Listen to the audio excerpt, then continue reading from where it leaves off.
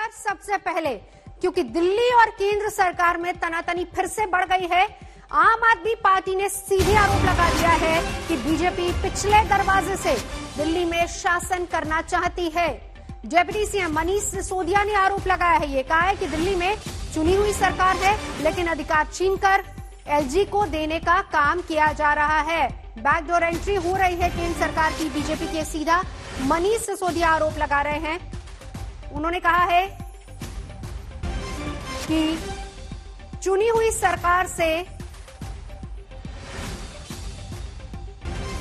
पिछले दरवाजे से बीजेपी एंट्री कर रही है। बिल में एलजी को नए अधिकार दिए गए हैं, सूत्र ये बता रहे हैं। और इसके अलावा मनीष सिसोदिया का ये आरोप कि गोपनीय तरीके से प्रस्ताव पास किए जा रहे हैं।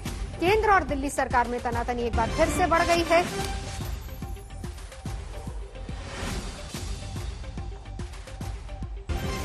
चुनी हुई सरकार होने के बावजूद एलजी के हाथ में पावर होगी निर्णय लेने की, डिसीजन लेने का अधिकार जो है वो एलजी के हाथ में होंगे। ये एक तरह से भारतीय जनता पार्टी पिछले दरवाजे से दिल्ली की जनता पे शासन करना चाह रही है। 3 बार दिल्ली का चुनाव हार चुकी है भारतीय जनता पार्टी। दिल्ली की जनता ने 3 चुनावों में कहा है कि हमको भारतीय जनता पार्टी की गवर्नेंस नहीं चाहिए दिल्ली में। अब ये पिछले दरवाजे से आके दिल्ली के जनता की गवर्नेंस को चलाना चाहते हैं, संविधान के खिलाफ जाके चलाना चाहते हैं।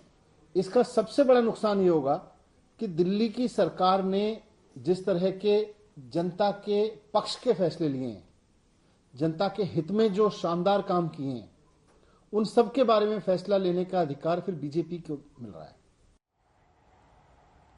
तो सुना आपने, मनीष सिसोदिया कह रहे थे कि गुपचुप तरीके से एंट्री करने की कोशिश हो रही है। साथ ही साथ उन्होंने ये भी कहा कि 3 ऐसे मुद्दों को छोड़कर बाकी हर जगह पर दिल्ली की सरकार ही फैसला ले सकती है, क्योंकि चुनी हुई सरकार है। लेकिन केंद्र और दिल्ली सरकार के बीच में एक बार फिर से तनातनी बढ़ गई है।